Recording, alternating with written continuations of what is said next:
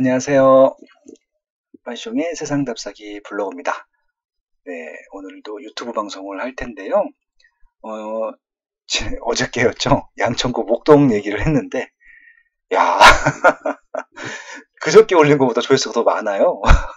심지어 3일 전 올린 것보다 조회수가 더 많더라고요. 그만큼 목동이 좀 관심이 많은 지역이구나.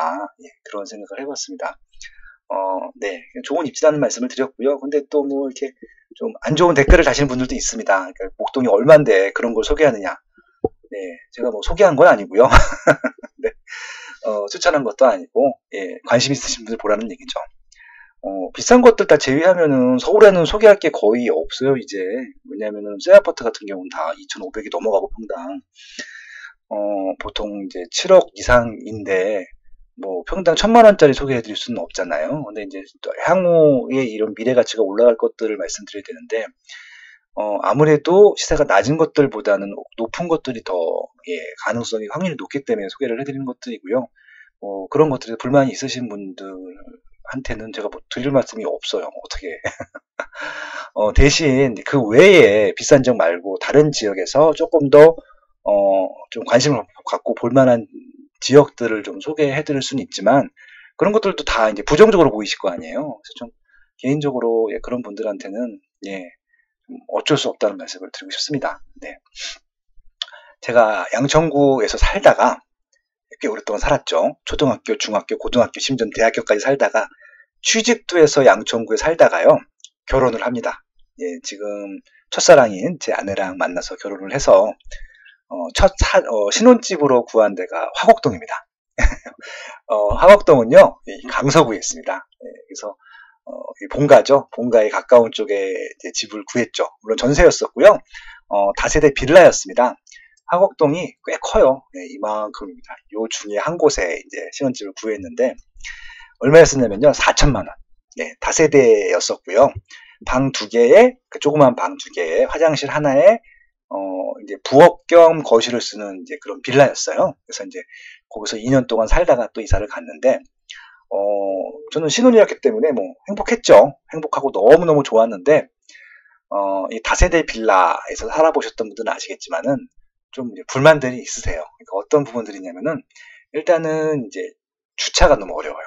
그리고 버스 정류장에서 내려가지고 걸어가는 길들이 이게 조금은, 이게 좀 깔끔하지가 않죠. 예, 골목길도 있고, 밤에 걷게 되면 괜히 왠지 모르는 불안감. 특히 여자분들은 더 하시잖아요. 그때만 하더라도 이제 아내랑 맞벌이를 하고 있을 때여서, 아내가 보통 밤늦게 퇴근하게 되면은 제가 이제 보통 데리러 가지만, 뭐 저도 이제 회사 일이 있어서 데리러 가지 못할 때에는, 네, 그런 또 어두운 길을 걸어가야 되니까, 네, 그런 부분들 때문에 불안감이 늘 있었던 거예요. 그래서 이제 그런 부분들이 있었는데, 그것도 이제 버스를 타고 다니다 보니까 또 많이 막히기도 하고 그런 불만들이 많고요. 또 결정적으로 다세대 빌라 같은 경우, 특히 다세대 같은 경우는 집주인 분들이 또 근처에 사시잖아요. 그러면 또 수시로 와서 또 이렇게 또 어떻게 보면 이제 뭐 코칭 간섭들을 하세요. 그런 것들도 좀 일종의 스트레스였었고요.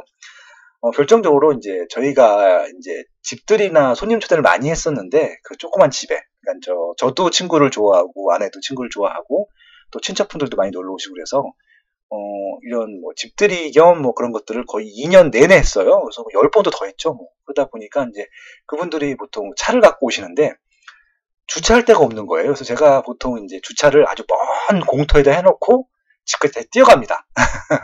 그런 것들을 전혀 불만이 없었는데, 지금 생각해보니까 그렇게 하라고 그러면 안 할 것 같아요. 너무 불편했던 일들이었었죠. 그러니까 이제 그런 생활들을 하다 보니까 이제 한 1년 정도 지난 다음에, 다음에 갈 때는 좀 주차 공간이 좀 많은 아파트로 가야겠다.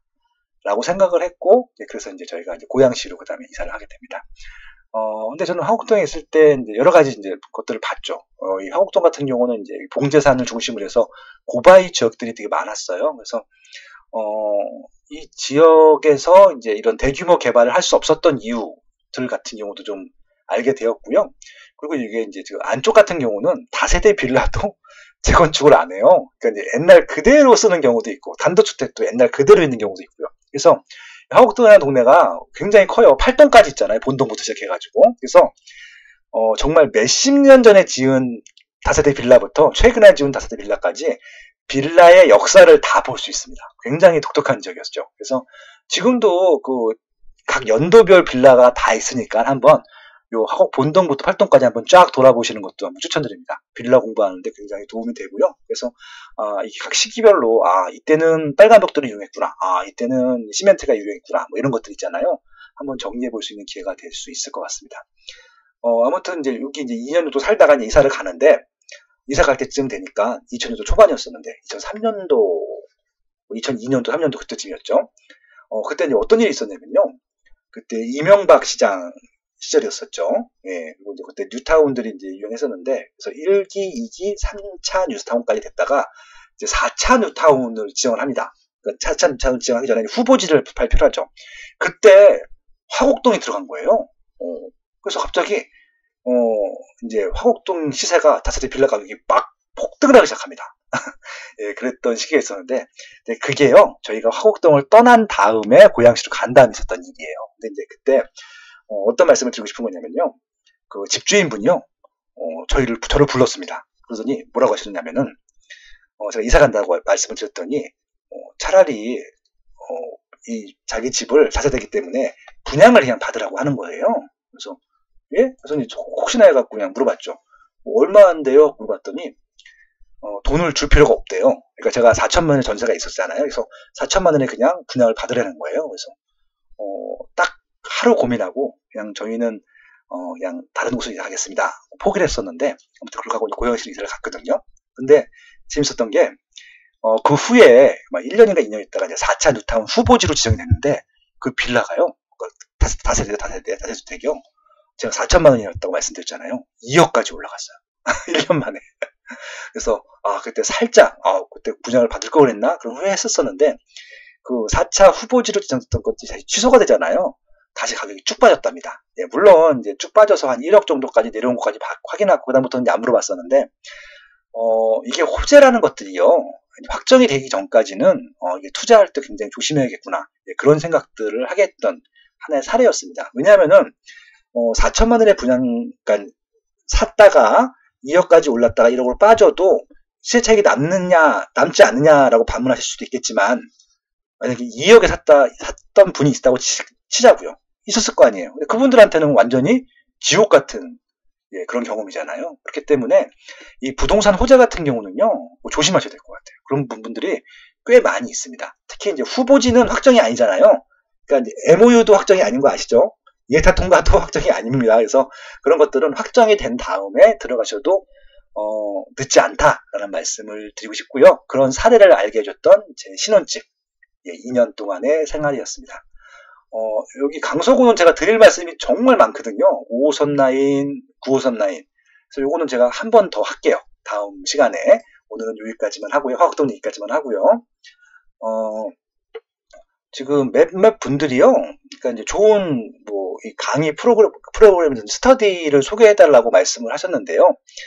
네, 그러니까 이제 제가 활동했던 카페는 처음엔 행복재테크라는 카페였었는데 경매 카페였습니다. 그래서 좀 거기는 조금 이제 지식이 있는 분들이 가시면 좋을 것 같아요. 부동산 관련 지식이. 근데 그 전까지 부동산에 대한 기초 지식들을 쌓고 싶으신 분들 같은 경우는요, 제가 이제 두 카페를 소개시켜드릴 텐데요. 하나는 이 월천대사님이 운영하고 있는 월천재테크라는 카페고요. 그 다음에 이제 또 하나는 아이매피님이 운영하고 계신 이제 아이매피의 똑똑한 부동산 투자라는 카페입니다. 그래서 두 분 다 블로그도 운영하고 카페도 운영하고 있기 때문에 한번 블로그나 카페 글을 찬찬히 보신 다음에 괜찮다 싶으시면은 그리고 한번 카페 가입을 하시고 강의도 들어보시고 그러셨으면 좋겠습니다. 그래서 괜찮은 기초를 이도를 가르쳐주는 굉장히 좋은 고마운 카페니까 활용하시면 좋을 것 같고요. 이 두 분이 꽤 몇 개월 동안 강의를 안 하셨었어요. 작년 아마 그 사건 터진 다음에, 예, 이분들은 전혀 죄가 없는데, 잘못이 없는데, 그냥 이제 부동산 쪽 워낙 이제 통제를 하다 보니까 좀 위축이 됐었던 것 같아요. 그래서 좀 공부를 하는 기간을 삼으셨었는데 2019년도 들어서 처음으로 강의를 하시더라고요. 그래서 지금 보니까는 아이매피님 같은 경우는 지금 이번에 새로 개정판이 나왔잖아요. 2019년도 개정판 똑똑한 부동산 투자 저자 강연인데, 이거는 말 그대로 이제 책과 함께 책을 이제 소개하면서 하는 강의이기 때문에 아마 특강이긴 하지만 책 포함해서 33,000원짜리 강의니까 굉장히 저렴한 거죠. 그래서 이것 같은 경우는 좀 특히 이제 올해 달라진 것 중에 하나가 대출 부분, 세법 부분, 청약제도, 부동산 방향성 이런 것들 관련해서 강의를 한다고 하니까 한번 이 블로그에 있는 걸 한번 보시고요. 보신 다음에 한번 관심 있으신 분들은 이 강의 신청해 주셔도 괜찮을 것 같다는 생각을 해봅니다. 그래서 그렇게 한번 제가 링크 걸어드릴 테니까 한번 참고해 보시면 좋을 것 같고요. 월천대사 같은 경우는 이 친구는 굉장히 노력합니다. 그래서 현장들을 매일매일 하루도 안 가보는 날이 없어요. 그래서 현장에 대한 정보들, 시세들, 물건들에 대한 정보는 제일 확실히 아는 그런 강사라고 보시면 전문가라고 보시면 좋을 것 같고요. 정규 강의를 하네요. 그러니까 오전반, 저녁반에서 2월달에 개강을 하는데 지금 2월달 12일부터 시작하는 게 있고 그다음에 이제 그 5주간 하네요. 그래서 기초를 좀 아시고 싶으신 분들은 소수 정예로 하는 것들이니까 참고적으로 봐주시면 좋을 것 같고요. 지금 학군에 대한 부분들, 서울시 2030에 대한 부분들, 직주 근접에 대한 부분, 입주 물량 분석, 그리고 실질적으로 이런 것들이 다 적용이 되는 월천대사가 좀 이렇게 좀 추천하는 아파트들도 소개한다고 하니까요. 혹시 좀 체계적으로 좀 공부하고 싶으신 분들은 이 강의를 한번 참고적으로 들어보셔도 좋을 것 같습니다. 아무튼 월천대테크 카페랑 그 IMP 똑똑한 부동산 투자 카페 추천드리고요. 두 분의 블로그도 추천드리고 두 분의 2019년도 첫 강의도 추천을 드립니다. 참고적으로 봐주시면 좋을 것 같고요. 오늘은 여기까지 하겠습니다. 예, 고맙습니다.